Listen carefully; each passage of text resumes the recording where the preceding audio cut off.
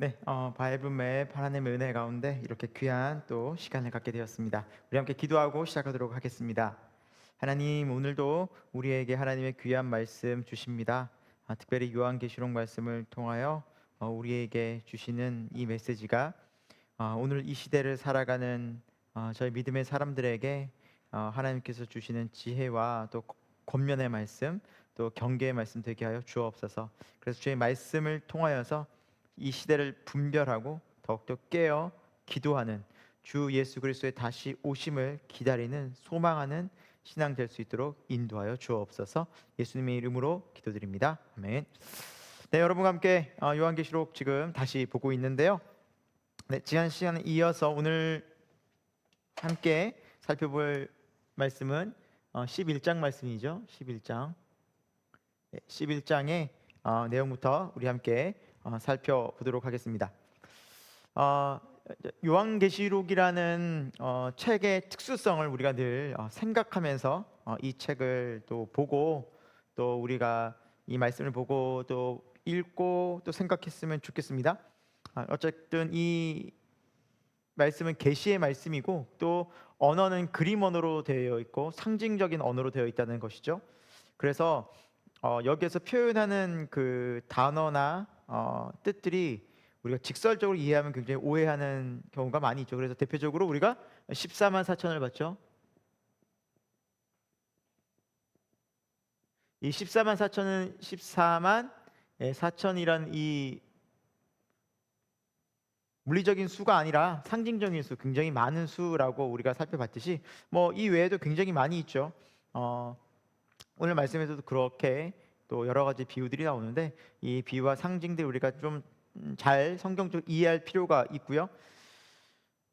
그리고 정말 어떻게 보면은 너무 이 상징적인 비유를 또 억지로 풀 필요는 없습니다. 우리가 이것을 다 요한계시록의 말씀을 다 이해한다는 것 자체가 사실은 어떻게 보면은 우리가 좀 교만할 수도 있는 거죠. 그래서 심지어 종교개혁자 칼뱅 같은 경우에는 다른 많은 성경에 강해서를 썼지만 요한계시록의 강해는 쓰지 않았다고 합니다. 그만큼 이 계시록에서 말씀하고 있는 여러 가지 많은 뜻들이 우리가 이것이 맞다, 이것만이 옳다라고 단정 지을 수 없다라는 겁니다. 그래서 우리가 최대한 주어진 범위 안에서 우리 하나님의 말씀을 잘 핵심적인 것 중심으로 뜻을 잘 풀어나가면 좋겠습니다. 그리고 이제 요한계시록을 전반적으로 이해하는데 좀 중요한 원리를 좀 하나 이제 우리가 좀 살펴봐야 되는데 요한계시록을 시간적 어떤 의미에 의해서 시간적 순서 또 의미와 어떤 상징적 의미를 가지고 해석하는 것, 의미적 해석. 그래서 시간적 해석이라는 게 낫겠네요. 시간적 해석. 그리고 의미적 해석으로 좀 생각해 볼 수 있는데요. 왜냐하면은 요한계시록이라는 이 책이 시간적으로 순서상 뭐 과거, 현재, 미래 순서상 쭉 이렇게 해석을 하다 보면은 여러 가지 좀 난감한 경우가 좀 생깁니다. 왜냐하면은 이제 뭐 예를 들면은 뭐 사탄의 어떤 세력들이 앞쪽에서는 막 심판받았다가 갑자기 또 나타나고 뭐 이거 시간적으로 좀 해석하는 게 좀 애매한 순서적으로 해석하자 하다 보면은 굉장히 좀 애매한 경우가 종종 생깁니다. 이제 그 것들을 우리가 좀 주의해 살펴봐야 되고요. 그리고 그래서 이제 의미적으로 해석하는 거. 그래서 이 요한계시록이라는 책은 여러 가지 사건들이 많이 나와요. 이렇게 예를 들어서 우리 컴퓨터 뭐 여러분 보시면 이제 팝업 창 많이 뜨지 않습니까? 뭐 그 뭐라 그러죠? 이모티콘이라 그럽니까? 이제 컴퓨터 화면에 이렇게 창들이 이제 이렇게 뭐 아이 아이 그렇죠. 생각이 갑자기 안 나네. 그 컴퓨터 모니터에 그 클릭하는 거 있잖아요. 그런 것들이 있는데 그런 것들이 각각 어떤 폴더라고 생각해 보면 이런 폴더를 클릭할 때마다 그것이 열리잖아요. 그래서 의미적으로 요한계시록이 해석될 때가 또 있어요. 그러니까 시간적 해석이 없다라는 의미는 아닌데 모든 것을 시간적으로 풀면은 문제가 생길 수 있고요. 또 거기에는 우리는 의미적 해석을 같이 더해야 합니다. 그래서 어떤 경우에는 시간적으로 이렇게 해석이 좀 섞인 경우가 있어요. 그거는 뭐냐면 의미적으로 여기 그때 요한계시록에서는 이렇게 시간의 순서보다는 이렇게 의미적으로 중요한 것들을 뽑아서 그것을 딱딱 클릭해서 열어서 설명해 주는 경우가 또 있습니다. 그래서 우리는 이런 시간적 해석과 의미적 해석이라는 좀 큰 틀에서 요한계시록을 같이 좀 이해하고 또 그리고 살펴봤으면 좋겠습니다. 무엇보다 요한계시록에서 가장 중요한 것은 어떤 이 상징이 혹은 이런 숫자가 이것을 절대적으로 의미한다라는 어떤 그런 생각보다는 이 요한계시록을 통해서 우리에게 말씀하고자 하는 것은 뭐냐면 지금 이 시대에도 계속해서 종말의 때라는 거예요. 예, 종말의 때라는 거예요. 그래서 우리가 늘 하나님께서 정해놓으신 이 땅 가운데 시간을 살아가는데 이 종말의 때는 결국 어디를 향해 가고 있습니까? 예, 주님의 다시 오심을 향해 가고 있죠. 그래서 예수님의 십자가 사건 이후에, 그렇죠? 예수님 십자가 사건 이후에 예수님께서 이제 부활 위에 있을까요? 십자가, 부활, 그 다음에 승천, 그렇죠? 그리고 재림까지. 재림의 시기까지, 재림 다시 오심까지, 예수님께서 다시 오시는 재림의 시간이겠죠. 이제 우리는 이 시간 안에 살고 있죠. 이 시간 안에, 이 시간 안에 우리 현재 인류는 계속해서 이 시간을 보내고 있죠. 그래서 우리가 이 시간과 또 이 주님의 다시 오심, 초림과 재림 사이에 시간을 보내는 이 모든 시간이 사실은 종말의 시간이다. 그래서 예수님도 제자들에게 늘 그 말씀하시잖아요. 내가 곧 오리라. 내가 곧 오리라. 그래서 이 시간들 속에서 이 영혼의 시간 속에서 우리 잠깐의 이 찰나는 사실은 하나님의 그 어떻게 보면 시간 속에서는 순간인 거죠. 그래서 예수님께서 곧 오리라, 내가 곧 오리라 말씀하셨는데 우리가 그런 시간 속에 늘 살고 있다. 주님이 정말 곧 오실 수밖에 없는 그런 환경이고 상황이기 때문에 우리는 이 말씀 속에서 늘 깨어서 이 십자가를 통해서 우리에게 이루신 이 구원의 길, 믿음의 길을 끝까지 가는 것이 중요한 것이지 여기에서 뭐 상징적인 수가 혹은 이 의미가 이거를 꼭 의미한다, 이걸 꼭 이렇게 해석해야 한다라는 것으로 굳이 뭐 주장하거나 다툴 필요는 없고요. 하지만 이단이 뭐 예를 들어 14만 4천을 꼭 뭐 숫자로 생각하는 이런 이단적인 것들은 배격해야겠죠. 이런 것들은 아니다라고 말할 수 있어야겠지만 너무 이렇게 우리가 꼭 이것을 풀어서 굳이 낱낱이 해석해야 할 그런 어떻게 보면은 그런 선명한 이유, 그것은 요한계시록을 이렇게 다르게 보는 방식은 아니다라는 거고요. 큰 그림, 요한계시록이 우리에게 주는 큰 메시지, 여기에 조금 더 집중적으로 우리가 좀 생각해 보면서 말씀을 보도록 하겠습니다. 좀 서론이 길었지만 11장 가보도록 하겠습니다.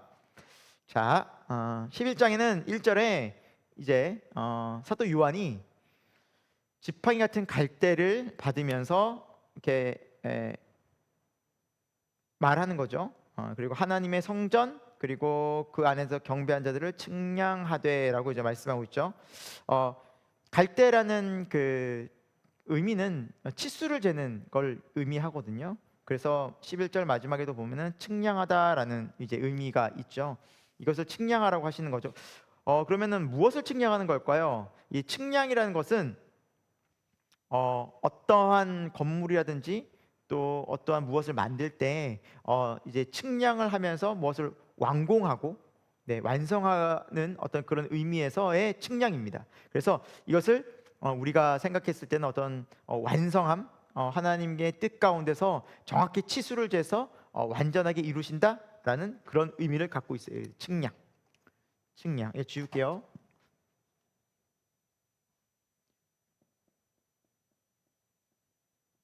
측량은 하나님의 뜻을 완성하는 것. 하나님의 뜻을 온전히 이루시는 것, 그걸 의미하고 있고요. 하나님의 성전과 경배하는 자들을 이렇게 하나님께서 측량하라고 하셨는데, 이 하나님의 성전과 경배하는 자는 교회죠, 교회. 교회를 하나님께서는 완성시키겠다라는 의미를 갖고 있어요.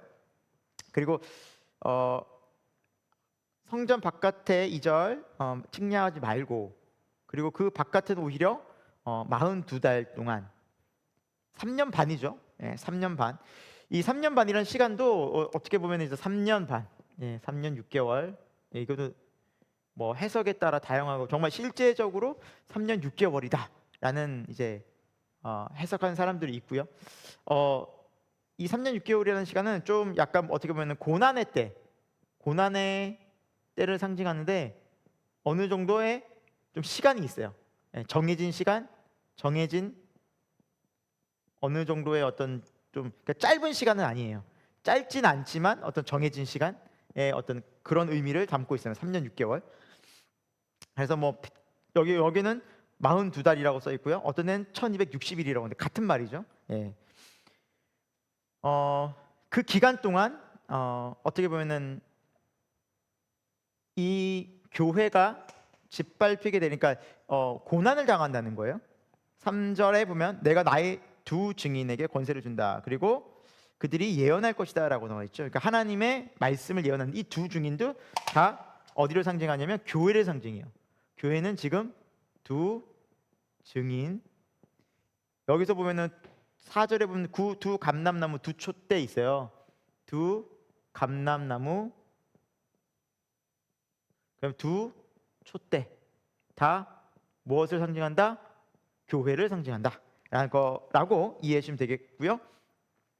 그들이 베옷을 입었다라는데 이제 베옷이라는 뜻은 이제 거룩하다는 뜻이거든요. 그러니까 교회를 상징하는 의미예요, 다. 그래서 이 모든 것들이 이제 교회를 의미하는데, 교회가 핍박과 어떻게 보면은 좀 이렇게 어려움을 이제 겪게 될 것이다라는 의미예요. 3년 6개월 동안 어떤 고난의 때가 있다라는 거죠. 하지만 그들은 세상을 향해 예언할 것이다라고 이제 말씀을 하고 있어요. 그렇죠? 6절에도 보면은 그들이 권능을 가지고 예언한다라고 나와 있죠. 자, 이제 7절 보시면 이제 그들이 그 증언을 마칠 때, 그러니까 계속해서 고난의 때, 어려움의 때 성도들은, 교회는 경고하겠죠. 어떤 경고 메시지 하겠습니까? 주님의 증인 복음 계속 전하고 주님의 오심을 기억하고 돌이키라고 회개하라는 의미 아니겠습니까? 그래서 교회는 계속해서 세상을 향해서 십자가의 복음을 전하고 돌이키라, 회개의 이런 시간들을 이제 우리가 어떻게 보면 하나님이 주신 때를, 은혜 때를 놓치지 마라 라는 의미로서의 교회의 역할을 감당하는 것이죠. 하지만 믿지 않는 사람들은 그런 소리를 싫은 거죠. 자신들의 죄를 지적하고 자신들의 잘못된 길을 가는다고 하니까 이제 화가 나는 거죠. 이제 어둠 속을 좋아하다 보니까 그 어둠에 사는 죄성이 있다 보니까 이 빛을 싫어하는 거죠. 그래서 이제 충돌, 그리고 특히나 굉장히 어려움을 주게 되는 거죠, 교회. 자, 여기 7절 보겠습니다. 그들이 그 증언을 마칠 때 무저갱으로부터, 무저갱은 그 바닥이 없는 깊은, 그래서 사탄의 그런 세력이 있는 그런 장소를 의미할 때 이 표현을 쓰는데요. 거기서 이제 짐승이 올른다, 사탄의 세력이 와서 그들과 더불어, 교회와 더불어 큰 전쟁을 일으켜서 이겼다, 그리고 죽인다라고 이제 말씀을 하고 이제 어떤 큰 핍박이 있게 되는 거죠. 그래서 엄청난 이제 핍박들이 이제 몰려오고 있습니다. 그래서 9절에도 보면 그 시체를 사흘 반 동안 뭐 장사하지 못하게 하고, 10절에도 땅에 사는 자들이 그들의 즐거움을 보고 죽음을 보고 즐거워한다. 그러니까 교회가 핍박당하는 거면 막 즐거워요. 교회를 이렇게 핍박하는 그런 상황들을 믿지 않는 사람들은 박수치고 당연히 여기고 심지어 즐거워하기까지 한다라는 거죠. 그러니까 자신들을 향해서 어떻게 보면 진리를 이야기한 교회를 싫어하는 사람들의 전형적인 모습이 나와 있는 거죠. 여러분 좀 그렇지 않습니까? 요즘에도 교회가 어렵고 힘들게 되면 박수치고 좋아하는 사람들이 있죠. 세상 사람들이 마땅하다 좋아하고. 하지만 우리 믿는 사람들은 좀 교회가 타락해져 가는 모습, 교회가 이제 이렇게 안타까운 모습으로 이제 비춰질 때는 참 슬프고 고통스럽죠. 하지만 믿지 않는 사람이 여전히 이 세상이 이렇게 된 것들을 박수치고 어떻게 보면 즐거워하는, 그러니까 여전히 이제 사탄의 세력들이 계속해서 여기 존재한다라고 또 볼 수 있는 거죠. 그런 의미에서 보자면, 그렇죠? 그러나 이 3년 반의 어떤 때와 이 짐승이 나오는 이 것을 이제 또 마지막 뭐 7년 대환란이라고 또 보고 해석하는 사람들도 있고요. 그렇습니다. 뭐 이거 맞다 저게 맞다를 떠나서 우리는 언제나 이 시대를 계속해서 좀 분별하다 보면 여전히 사탄이 활개를 치고 있고, 또 교회를 계속해서 지금 공격하고 있고, 교회에서 예를 들어서 지금도 동성애에 대한 성경적 의미를 이 죄라고 이야기하면 어떻게 됩니까? 정말 신고하고 감옥에 넣고 굉장히 싫어하죠. 그런 얘기를 공개적으로 못하게 만들죠. 또 요즘에는 공개석상에서 하나님에 대한, 또 신앙에 대한, 믿음에 대한 이야기를 전하지 못하게 합니다. 법적으로 그렇게 아예 그냥 만들어 버렸죠. 정말 이 시대가 점점 그러한 시대를 우리는 살아가고 있다. 계시록에서 말씀하신 것처럼. 그럼에도 불구하고 교회는 예언을 하고 계속해서 믿음의 선포를 한다라는 거죠. 핍박받고 고난 당할지라도 그것이 계속해서 지금 오늘날에도 이루어지고 있다라는 사실을 여러분 기억하면 좋겠고요. 여기에서 보면은 9절에도 11절에도 3일 반 동안, 그러니까 3일 반이라는 시간이 나와요. 그러니까 그 교회가 또 믿는 자들이 굉장히 큰 핍박을 받고 어려움을 겪는 이 시간인데, 그러나 이게 짧다라는 거죠. 이제 고난은 짧다. 하나님께서는 그 핍박과 고난을 오래 두지 않습니다. 우리가 굉장히 오랫동안 핍박당하고 그리스도인들이 고난당할 것 같지만, 하나님께서는 그 고난을 어떻게 보면 반감시키고 때로는 정말 이렇게 줄여주시고, 그래서 우리가 핍박당하고 고난당하는 것을 하나님 기뻐하시지 않는다는 의미라는 거죠. 그래서 짧게 고통이 분명히 있을 수 있다. 그리고 그들이 이제 다시 일어나서 하늘로 올라가는 이제 일이 이제 벌어지는 거죠. 이걸 이제 3년 반 이거를 이제 주장하는 사람들, 그래서 이걸 뭐 휴거라고도 이제 이야기하는 사람들도 있고요. 어쨌거나 이제 하늘로 올라간다는 이제 표현이 있는데, 이것은 다시 살아난다는 의미겠죠. 다시 살아난다. 믿는 자들은 결국 하나님께서 죽음을 이기고 다시 일으키신다라는 거고요. 그러면서 그 땅에는 어떤 일이 벌어지냐? 13절, 큰 지진이 일어나서 성 10분의 1이 무너지고 또 죽은 사람도 많이 생겨난다라는 거죠. 7천. 그러니까 이 숫자라는 것이 7천이라는 숫자도 뭐 7천 명이다라고 보는 것이 아니라 완전수, 그렇죠? 완전수. 7 곱하기 1000이라는, 성경에서 1000과 7이 상징하는 완전수라는 거죠. 그래서 완전한 사람들, 하나님이 정해진 사람들이 이제 죽게 된다라는 의미입니다. 그래서 여전히 이 땅 가운데서는 교회가 교회 역할을 감당하고, 또 사단은 계속해서 교회를 핍박하고, 그런 상황 속에서 하나님께서는 믿는 사람들을 통해서 계속해서 구원의 역사를 이뤄가시고, 하나님의 심판은 계속 이어지고 있다라는 사실입니다. 자, 15절 가볼까요? 일곱째 천사가 나팔 부는 거죠. 이제 마지막 나팔이죠. 자, 일곱 번째 천사가 나팔을 불자 어떤 일이 벌어집니까? 세상 나라가 주의 그리스도의, 우리 주와 그의 그리스도의 나라가 되고 세세토록 이제 왕노로 사실 것이다라고 말씀하고 있죠. 그래서 일곱 번째 천사가 나팔을 불자 어떤 일이 벌어집니까? 세상 나라가 영원할 것 같지만 그 세상 나라가 영원하지 않고, 영원한 나라는 어떤 나라이다? 주의 나라이다. 그래서 세상 나라가 왕성하고 막 사단이 막 믿는 사람도 교회도 핍박하고 해서 굉장히 이제 센 것 같고 영원할 것 같지만, 결국에는 때가 돼서 심판이 다 끝나게 되면 세상 나라는 주의 나라만 영원하다.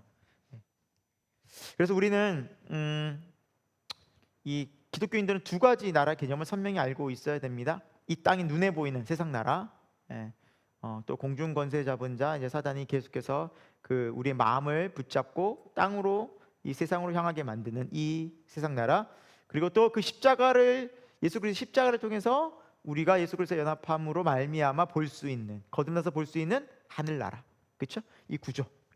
그래서 십자가를, 이 세상 나라에서 십자가를 통해서 볼 수 있는 영원한 하늘 나라. 자, 그러나 중요한 것은 이 땅에 사단이 계속해서 이 나라를, 세상 나라를 다스리고 통치할 것 같지만 결국에는 우리 주의 나라가 통치하고 다스리는 왕 되시는 세세토록 다스리는 그때가 온다라고 이제 말씀하고 있고요. 16절에도 보면 이제 24장로가 엎드려라고 하나님께 경배하는데, 24장로는 뭘 의미한다고 그랬죠? 교회 의미합니다. 이제 교회가 이제 하나님께 찬송하고, 이제 교회 믿는 공동체가 주의 나라와 영광을 이제 보면서 함께 그곳에서 영광 돌린다라는 거, 다 부활하고 일어나서, 자, 그런 의미가 있고요. 자, 19절에도 볼까요? 하늘에 있는 하나님의 성전, 이제 우리가 거할 영원한 하나님 나라 열리니까 뭐 언약궤, 또 정말 어마어마한 하나님의 영광이 가득한 거죠. 승리와 감사가 가득한 겁니다. 그래서 우리가 바라봐야 할 것은 이 부분이죠. 결국 주의 나라, 하나님 나라가 승리한다. 이 땅의 이 세상 나라는 때가 있고 때가 차면 다 멸망한다. 이 구조와 개념을 우리가 늘 기억하면서 이 땅에 마음 빼앗기지 않는 믿음을 가지는 저와 여러분 되기를 소망합니다. 12장으로 가보도록 하겠습니다. 자, 12장 하늘에 이제 큰 또 이적이 이제 보이고요. 여긴 또 상징적인 또 여러 가지 많은 단어들이 나와서 조금 정리를 해보겠습니다. 자, 상징적 단어들 12장에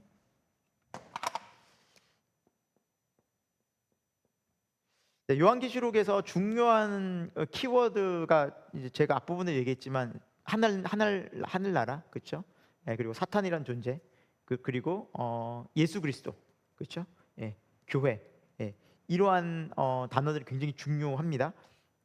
그래서 지금 12장에도 이제 그러한 상징적인 언어들이 참 많이 나와 있어요. 먼저 좀 보도록 하면 하늘에 큰 이적이 보인다. 이적이라는 것은 하나님의 뜻과 섭리를 의미합니다. 큰 이적, 하나님의 표적이라고 말씀하고 있는데, 그러니까 하나님이 어떤 뭔가를, 하나님의 사인을 보여주기 위한 거죠. 하나님의 뜻과 섭리를 알려주기 위한 표적인 거죠.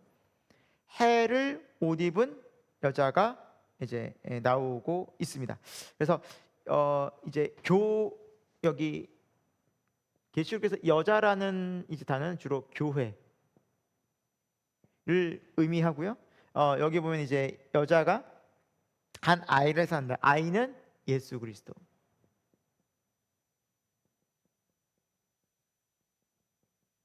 상징합니다.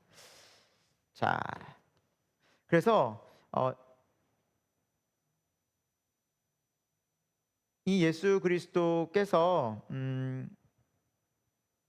자, 이제 교회와 함께 이렇게 나오게 등장하게 됐는데, 3절에 보면 하늘에 또 다른 이적이 보인다라고 이제 말씀하고 있죠. 그런데 또 누가 나옵니까? 큰 붉은 용. 큰 붉은 용은 누군지 알겠죠? 이건 어떤 존재인지. 큰 용, 사탄이죠. 그러니까 이제 사탄이 뭘 하는지 보십시오. 먼저 이제 사탄을 설명하고 있는데, 머리가 7이고 뿔이 10이고 7 안간이 있고, 이제 여기에서도 이제 실제로 이거 그림을 그려놓으면 굉장히 난처하게 되죠. 이제 머리나 이제 뿔은 뭡니까? 세력, 어떤 권세를 상징하는 거죠. 머리는 어떤 사상. 그래서 어떤 사탄이라는 존재가 힘과 권세가 있고요. 어떻게 보면은 간계합니다. 간계하고 그런 존재가 바로 사탄이라는 거죠. 그리고 머리에는 7 왕관이 있다. 이 땅의 권세를 얘기하는 거죠. 하나님께서 일시적으로 허락하신. 자, 이제 그 존재가, 사탄이 이제 어떻게 보면은 어떤 일을 하는지 이제 보면은 4절 보겠습니다. 그 꼬리가 하늘의 별 3분의 1을 끌어다가 땅에 던지더라. 용이 해산한 여자 앞에서 그가 해산하면 그 아이를 삼키고자 하더니, 그러니까 그 아이를 삼키고자 하더니 그 예수 그리스도를 어떻게 보면은 뭡니까? 괴롭히고 죽이려는 것을 알 수 있죠. 그렇죠? 예수 그리스도의 십자가 사건을 또한 우리는 의미한다는 것을 또한 알 수 있죠. 또 5절에 여자가 아들을 낳으니 이는 장차 철장을 만굴 다스린 남자라. 예수 그리스도 상징하고 있죠. 그 아이를 하나님 앞과 그 보좌 앞으로 올려 가더라. 라고 이제 말씀하고 있죠. 왜냐하면 십자가에서 죽으신 예수 그리스도는 완전한 부활과 승천을 통해서 구원을 완전히 이루셨죠. 그러니까 사탄이 아무리 괴롭히려고 해도 막을 수가 없었던 것이겠죠. 그렇죠? 또 6절에 보겠습니다. 그 여자가 광야로 도망하며 이제 예수 그리스도가 없는 이제 교회는 광야로 어떤 고통 가운데 이제 또 어떻게 보면 이 세상에 또 사탄이 여전히 활기를 치고 있기 때문에 도망하여 1260일 동안 그를 양육하기 위해 하나님께 예배하신 곳에 있더라. 그러니까 예수 그리스도께서 다시 오실 때까지 재림하실 때까지 교회가 어떻게 보면 이 복음 전하는데 또 사단의 여러 또 어떻게 보면은 또 공격과 또 방해를 받게 된다라는 이제 그걸 우리는 여기서 알 수 있죠. 그래서 광야로 가면 광야가 무엇입니까, 여러분? 광야? 광야 같은 세상이잖아요. 이 세상 속에서. 세상은 여러분 우리에게 기쁨도 뭐 만족도 어떻게 보면 우리를 참 행복으로 이끄는 곳이 아닙니다. 광야 같은 세상이죠. 이곳에 우리가 거처할 곳이 아니라 우리의 거처는 하늘이고 우리는 오히려 이 세상에서 나그네죠. 나그네. 믿는 사람들은 이제 세상에서 나그네로 사는 거죠. 계속 이 개념으로 우리는 성경을 보지 않으면 어느 순간 우리도 이 땅의 마음을 빼앗겨서 또 먹고 사는 문제, 또 그것이 없으면 불안하고 또 그것이 안정적이면 안심하고 있는 다분히 이 땅을 지향하는, 그러니까 이 땅의 권세를 사단이 갖고 있지 않습니까? 그래서 거기로부터 우리가 자유해지고 이걸 분별할 수 있는 것은 오직 말씀뿐이다라는 거죠. 자, 우리 넘어가 볼까요? 자, 그러면서 7절부터는 하늘의 전쟁이 있으니 갑자기 이제 그러니까 그래서 아까 제가 지웠군요. 이렇게 여러 가지 그림들이 있는데 이제 계시록에서는 필요에 따라서 꼭 시간 구조상으로 우리가 설명할 것이 아니라 이렇게 끄집어내서 이렇게 설명할 수 있는 거죠. 그래서 하늘의 전쟁은 이미 우리가 이게 창세기 전에 있었던 일이겠죠, 그렇죠? 그러니까 이건 시간 구조상 안 맞는다는 말씀입니다. 하늘의 전쟁이 있었고요. 그러니까 사탄이 어떻게 이 타락한 천사가 사탄으로서 이 땅에 쫓겨난지가 나와 있습니다. 자, 미가엘과 그의 사자들이 사탄과 더불어 이제 싸움을 하게 되는 거죠. 그래서 하나님처럼 높아지려고 또 교만하였던 사탄이 이제 하나님께서 데리고 있던 그 천사들과 이제 충돌하게 된 거죠. 사탄도 천사였죠. 그래서 타락한 천사가 서로 이렇게 충돌하게 됩니다. 하지만 어떻게 됩니까? 8절에 이기지 못하여 결국 지게 되죠. 다시 하늘에서 그들이 있을 곳을 얻지 못하지를. 원래 하늘에 있었는데 하늘의 천사들이 그 타락한 천사 쫓겨나게 되죠. 어디로? 땅으로. 그렇죠? 그래서 9절에 큰 용, 옛뱀, 마귀라고도 하고요. 사탄이라고도 하는 온 천하를 꿰는 자. 그래서 미혹하고 유혹하고 속이고 거짓말하고, 그래서 우리로 하여금 이제 하늘 아버지 구원과 영생을 얻지 못하도록 하는, 방해하는, 그래서 철저히 그것을 전하는 교회를 핍박하고 괴롭히고 무너뜨리는. 그래서 여러분 지금도 이 공중권세 잡은 자 사탄이 국가적으로 제일 먼저 이제 믿지 않는, 또 어떻게 보면 이제 어둠의 영들이 가득한 그 국가에 가보면 교회부터 무너뜨립니다. 뭐 공산주의 사회가 그랬고요. 또 이슬람 국가 그러고 영적으로 무너지고 어두운 데를 가보면 철저히 이들은 교회를 파괴하기 시작합니다. 왜냐하면 교회가 무너지면 복음을 들을 수 있는 곳이 없기 때문입니다.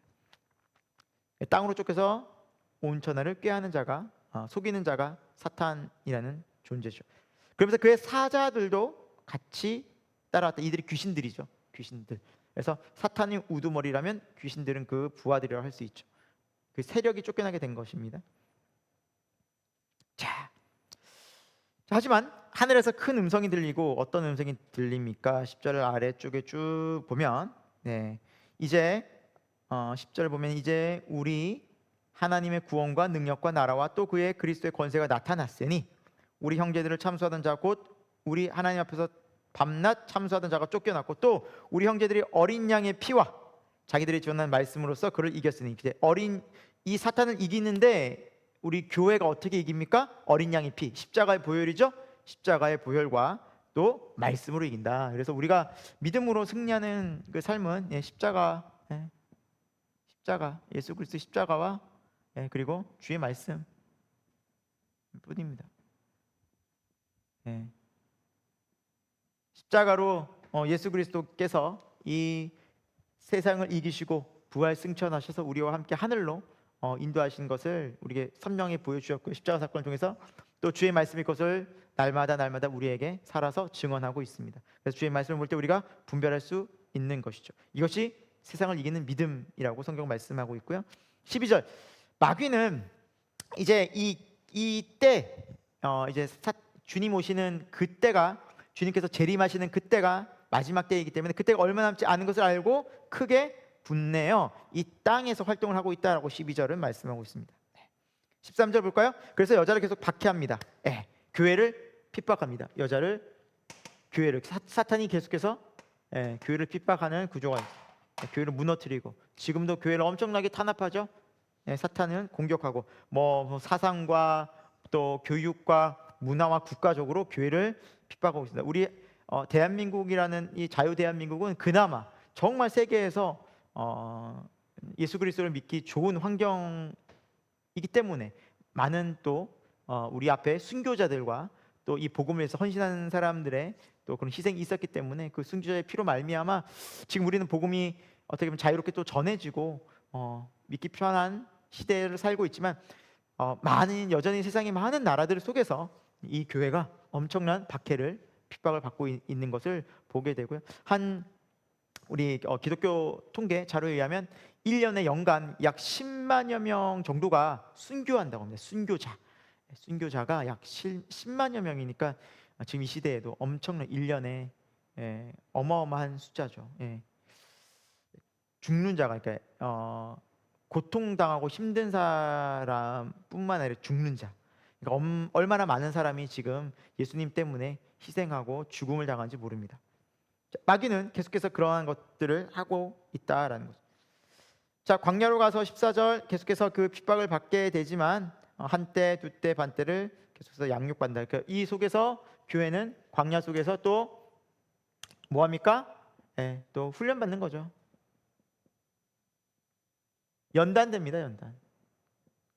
그러니까 세상 속에서 그리스도인들은 계속해서 십자가 복음과 주의 말씀 속에서 연단되어지고 성장되어지고 더 하늘을 소망하게 된다라는 겁니다. 15절 볼까요?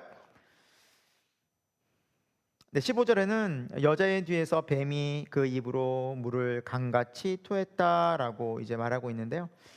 뱀이 이게 강같이 무엇을 토했다라는 이것도 이제 그림 언어잖아요.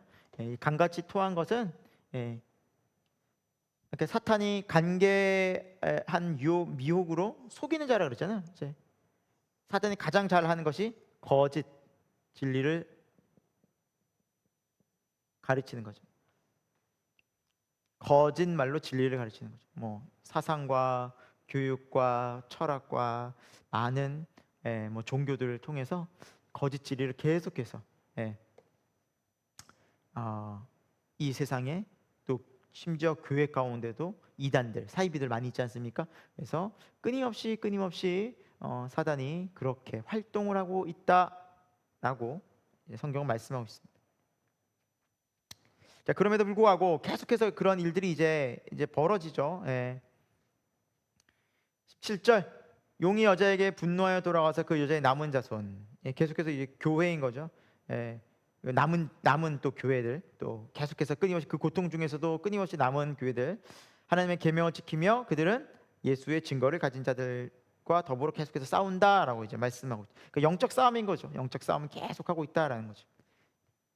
자, 13장으로 들어가 봅니다. 13장. 자, 이제 싸움이 계속해서 진행되고 있는데요. 또 환상 중에 보니까 계속 싸움이 나오는데 또 바다에서 한 짐승이 나와요. 이 한 짐승은 또 13장이니까 조금 자, 우리 이걸 지우고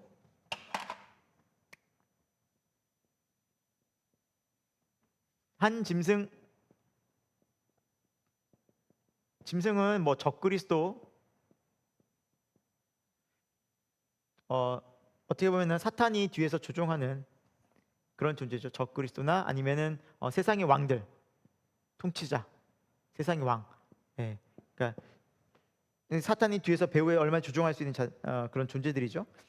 적그리스도나 아니 뭐 굉장히 이제 자기가 메시아다라고 이야기하는 적그리스도나 세상의 왕들 가운데 뿔이 어리고 머리가 또 일곱이고 그 뿔에는 열 왕관이 있다. 아까 전에 말씀드렸다시피 이제 어떻게 보면 이제 권세와 어떻게 보면은 그들의 어떤 힘, 예, 그리고 어떤 사상들을 이야기하는 거죠.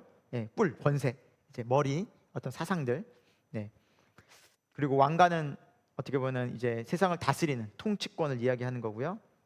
그리고 그 속에는 신성 모독하는 이름들이 있다. 그러니까 하나님을 모욕하는. 그래서 이들이 마치 하나님인 양, 마치 자신들이 신인 양 행세를 하고 있는 거죠. 자, 내가 본 짐승은 표범 같고 곰의 같고 사지까지 이제 이 부분은 이제 다니엘서를 이제 근거로 이제 해왔죠. 이러한 모습들을 가진 상징성이 있고요. 어떻게 보면 힘이 있다라는 거죠. 뭐 표범, 곰, 사자 이제 하나같이 굉장히 어떤 이 땅에서도 힘 있는 존재들이죠. 그러니까 이 짐승이 가진 권력이 어마어마해요. 이 세상이 갖고 있는 그 앞에서 다 무릎 꿇는 사람이 얼마나 많이 있습니까? 대부분이 지금 그렇죠. 세상에 육신의 정욕, 안목의 정욕, 이생의 자랑, 돈 앞에서, 권력 앞에서 얼마나 많은 지금도 사람들이 무릎 꿇고 또 그것을 추구하며 마음에 품고 다 살아가고 있습니까? 더 보다 많은 사람들이 그러고 있지 않습니까? 그래서 여전히 이 짐승이 활동하고 있는 사탄이 이 땅을 정말 좌지우지하고 있습니다. 자, 좀 볼까요? 자, 근데 어떤 일이 벌어지냐? 3절부터 보면은 이제 놀라운 이적을 일으켜요. 이제 적그리스도나 이런 세력들이 자 죽게 되었던 그 상처가 머리 상처가 나와서 어떻게 보면 신비로운 이적을 말하는 거겠죠. 어떤 그 기적. 그래서 여러분 사탄도 충분히 기적을 놀라운 신비로운 일을 일으킬 수 있다라는 겁니다. 그러니까 어떤 신비로운 사건을 통해서 더 짐승을 따르게 한다라는 거예요. 4절 용이 짐승의 권세를 줌으로 그래서 결국에는 용 사탄을 경배하게 만든 그러니까 이런 적그리스도나 왕이 세상의 어떤 통치자들 그들을 경배하는 것 같지만 결국에는 그 배후에 사탄을 섬기게 한다라는 거죠. 결국에는 사탄을 향해 있습니다. 다 결국에는 정말 이렇게 사탄은 이 악한 존재들은 마치 자신이 하나님인 양 그런 행세를 하고 또 때로는 사탄의 그 능력을 힘입어 신비로운 기적까지 일으키면서 많은 사람들을 이렇게 미혹하고 숭배하게 만드는 것이겠죠. 5절 볼까요? 또 짐승이 과장되고 신성모독하는 하는 말을 또 한다. 그래서 42달 동안 권세를 받았다. 아까 3년 반이죠? 네, 3년 반. 어떤 일정한 기간을 말하는 거다라는 거죠. 또 어떤 해석은 정말 3년 반이다. 그래서 7년에 뭐 3년 반을 이야기하는 사람도 있고요. 자, 중요한 것은 그들이 계속해서 하는 행위입니다. 6절에 보면은 이 짐승이 벌려 하나님을 계속 비방하죠. 그리고 또 하늘에 사는 자들도 비방한다. 하늘에 사는 자는 이제 성도들 얘기하는 겁니다. 우리는 어떻게 보면 몸은 또 여기 있죠. 마음은 하늘에 있지 않습니까? 하늘을 향해서 소망을 갖고 있고 또 권세를 받아 성도들과 싸워 이기게 되고 때로는 뭐 정말 어떻게 보면 교회를 막 핍박하고 믿는 자들을 어떻게 보면은 다 없애고 하는 마치 그들이 이긴 것처럼 보이는 그러한 굉장히 고통과 고난의 때도 이 시간 지금 우리가 보내고 있다라는 겁니다. 교회가 핍박받는 시간이죠. 자, 하지만 8절 보겠습니다. 죽임을 당한 어린 양의 생명책에 창세 이후로 이름이 기록되지 못한 이 땅에 사는 자들, 그러니까 어떻게 보면 그들은 믿지 않는 자들 그리고 이 사단의 세력을 추종하는 믿지 않는 자들은 생명책에 기록되지 않는 못한 자들이고요. 이 땅이 전부인 자들이죠. 그들은 계속해서 짐승에게 우상에게 절하고 우상을 섬기며 살아간다라는 거죠. 9절 보겠습니다. 누구든지 귀 있는 자는 들으라. 10절 사로잡힐 자는 사로잡혀 갈 것이요 칼에 죽을 자는 마땅히 칼에 죽을 것이니 성도들의 인내와 믿음이 여기 있느니라. 그래서 하나님께서 그들의 활동, 짐승의 활동, 사단 활동을 허락하시면서 믿는 자들은 어떻게 됩니까? 끝까지 믿음을 지키며 성도들은 인내와 믿음으로 순교까지 한다라는 겁니다. 끝까지 믿음을 지킨다라는 거죠. 우상에게 절하지 않는다는 거죠. 세상에 마음 두고 하나님과 세상을 겸하여 섬기지 않는다는 거죠. 자, 그러면서 그 모든 환란은 어떻게 보면은 정말 예수 그리스도를 믿는 그 믿음을 강화시키는, 믿는 자와 믿지 않는 자를 구분짓는 그런 도구가 되기도 합니다. 이 환란이. 자, 11절 보겠습니다. 내가 보면 또 다른 짐승이 올라온다. 땅에서 올라오는데 어린 양같이 두 뿔이 있고 용처럼 말하더라라고 이제 표현되어 있죠. 그래서 마치 자신이 메시아인 양, 모든 것을 흉내내는 거죠. 가짜 구세주인 양, 구세주로 이제 자신을 이제 드러냈지만 가짜 구세주인 거죠. 성경은 말씀하기를. 그래서 어린 양 같이, 그러니까 실제 어린 양이 아니라 어린 양 대신 예수님을 유일하시죠. 그 흉내내는 두 뿔을 입고 용처럼 말하더라. 권세가 있는 거죠. 권세. 자, 그가 와서 또 큰 이적을 보입니다. 12절 13절을 보면 이제 큰 이적을 보여서 또 어떻게 보니까 14절 보니까 미혹하게 만들어요. 사람들을 미혹해서 우상을 섬기고, 그리고 또 15절에 이 짐승을 이 짐승의 우상에 경배하지 아니하는 자는 다 죽게 만듭니다. 이게 죽인다는 표현이 이제 세상에서 점점 살기 힘들게 고난을 고통을 준다는 의미죠. 또 실제로 죽이기도 하고 고통을 주고.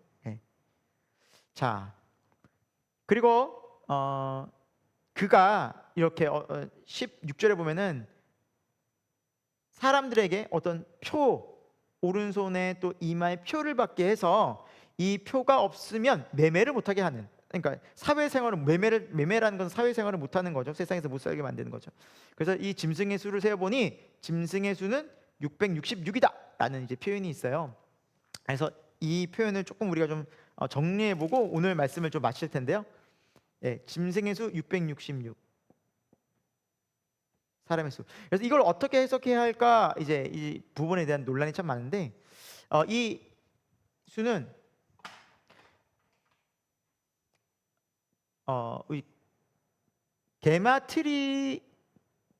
게마트리아라는 이제 방법이 있어요. 이게 뭐냐면은 히브리어를 히브리 알파벳을 숫자화 시킨 게 있어요. 알파벳을 숫자화. 그래서 예를 들면 우리 한글로 따지면 뭐 기역, 니은, 디귿 이런 게 있잖아요. 리을 하면은 뭐 기역은 1, 뭐 이건 2, 뭐 이건 5, 뭐 이건 뭐 10 해가지고 각 숫자를 이렇게 각 알파벳에 이렇게 매긴 의미를 부여해서 어떤 숫자를 이 이름을 가지고 어떤 이름을 가지고 숫자로 또 바꿔서 표현하는 히브리식 그런 방법이 있거든요. 히브리어로 이렇게 게마트리아라고 하는데, 이 게마트리아로 로마의 네로 황제를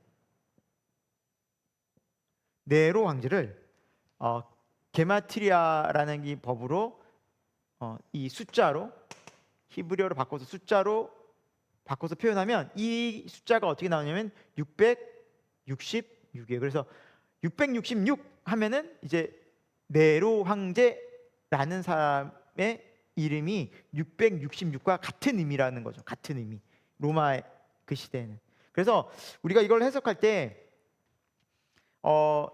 이걸 뭐 종말의 때 어떤 증상, 현상으로도 뭐 보는 사람이 있겠지만, 일단은 성경에서 가장 중요한 해석은 이제 성경의 시대적 상황, 그러니까 이 시대 사도 요한이 그 핍박받던 로마 시대에 살던 그것을 배경으로 쓰여졌지 않겠습니까? 기본적으로 성경이라는 책이. 그러니까 그 시대에 살던 사람들에게도 영향이 있고 의미가 있고, 또 오늘 우리에게도 의미가 있어야 하는 것이 성경이지 않습니까? 그래서 일단 기본적으로 그 시대의 상황에 맞춰 보자면 이 네로 황제 같은, 그러니까 왕, 어떤 나라를 다스리는 왕. 그래서 절대 권력을 가지고 그 왕을 섬기지 않으면 살아갈 수 없게. 그래서 로마 시대에도 이 황제를 숭배하지 않으면 살 수 없지 않았습니까? 예, 그리고 특히나 길드라는 상인 조합이 있어서 거기에 소속되지 않으면 실제로 로마 시대는 매매를 할 수 없었다고 합니다. 그런데 이 길드라는 상인 조합에서 특징이 뭐냐면 항상 우상을 숭배해야만 했습니다. 그러니까 크리스찬들은, 기독교인들은 양심적으로 그런 길드에 소속되지 못했겠죠. 그러면은 매매를 할 수 없는 겁니다. 예. 그리고 장사를 할 수 없는 겁니다. 왜냐하면 다 길드라는 상인 조합들끼리만 장사를 했기 때문입니다. 그래서 거기에 배제되다 보니 자연스럽게 사회에서 배척되어지고 또 죽임당하고, 그런 상황들이 로마 시대에 있었다는 거죠. 오늘 본문 말씀을 토대로 하자면. 그런데 여러분, 이 상황들이 이렇게 믿는 사람이 고통당하고 또 사회적으로 배제당하고 어떤 표가 없으면 어떻게 보면은 이렇게 매매를 못하는 상황들이 로마 시대에만 있을까라는 겁니다. 그렇지 않죠? 그렇지 않죠? 지금도 이슬람권이나 힌두교권에 이제 가보면은 이제 믿는 사람들이 마을에서 쫓겨나고, 예, 정말 가족교에서부터 배척당하고 사회생활을 못하는 경우가 지금도 엄연히 있고요. 또 특히 북한 같은 경우는 어떻습니까? 기독교인들은 바로 감옥에 가거나 죽임을 당하죠. 사회생활을 아예 못하죠.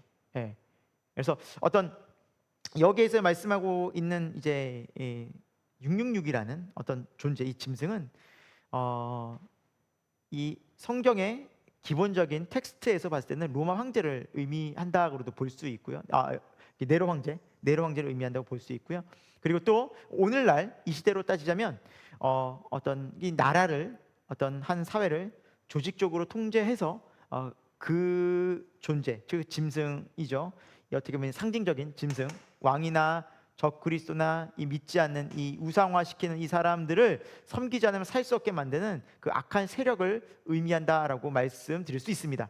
그러면 로마 시대, 2000년 전 로마 시대도 그렇고 지금 이 시대도 그렇고 앞으로는 안 그럴까요? 앞으로도 그렇습니다. 앞으로 계속해서 이러한 것들이 강화될 것입니다. 더 나타날 것입니다. 더 교회는 힘들어질 것입니다. 그것이 이제 이 계시록이 이 의미하고 있는 것입니다. 의미적 해석으로 보자면, 그러니까 시간적 해석은 이것이 쭉 일관되게 간다, 과거, 현재, 미래로 간다는 부분이지만, 지금 의미적으로 해석해 보자면 이 의미는 오늘날에도 우리에게도 동일하게 이런 시대를 우리는 마주하고 있고 앞으로도 또 마주할 수 있다라는 것입니다. 그래서 놀라지 말아야 된다라는 것이죠. 중요한 것은 왜 이렇게 이런 사람들이 나타나서 우리 믿는 자를 힘들게 할까라는 것이 아니라, 이미 성경에서는 믿는 자들은 계속해서 이 땅에서 고통을 당하고 핍박을 받고 교회는 계속해서 힘들다라는 겁니다. 그래서 그 뒷 배후에는 사탄이 있고, 이 사탄이 왕이라든지 적그리스도 가짜 이 종교인들을 세워서 그들로 하여금 표적과 많이 기적을 보여주면서까지도, 이적을 보여주면서까지도 그들을 섬기게 하지만, 교회는 끝까지 믿음과 신앙을 지키며 주님 오시는 그날까지, 그리고 우리가 부활에 이르는 그날까지 우리는 이 믿음을 계속해서 지키며 나갈 수 있고 나가야만 한다라는 것을 이 계시록은 말씀하고 있다라는 겁니다. 그래서 믿는 교인들은 2000년 전이나 지금이나 앞으로도 언제나 예수 그리스도를 믿는 믿음으로 이 세상의 많은 우상과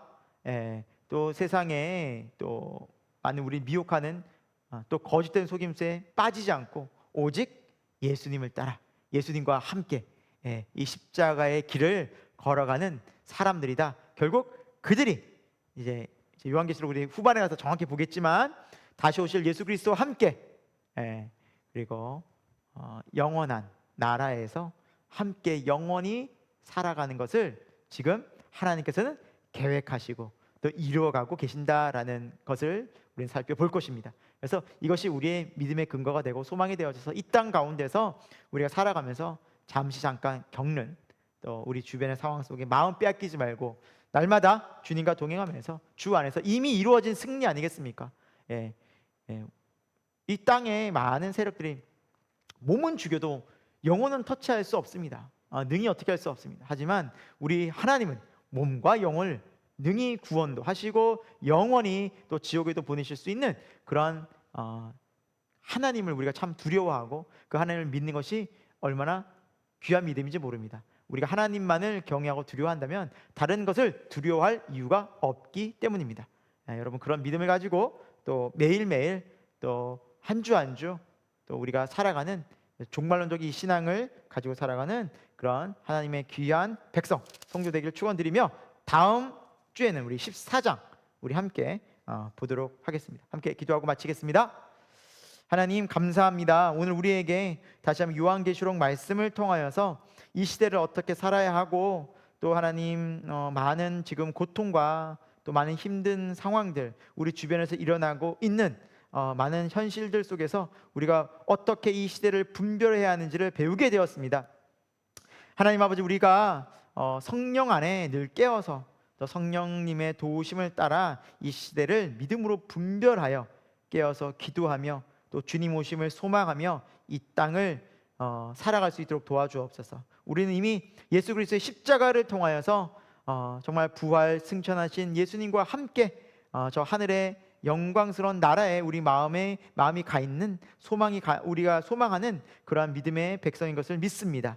그 믿음을 소망을 잃지 않고 살아가는 우리 모두가 되게 하여 주옵소서. 예수님 이름으로 기도합니다. 아멘. 다음 주에 뵙겠습니다. 감사합니다.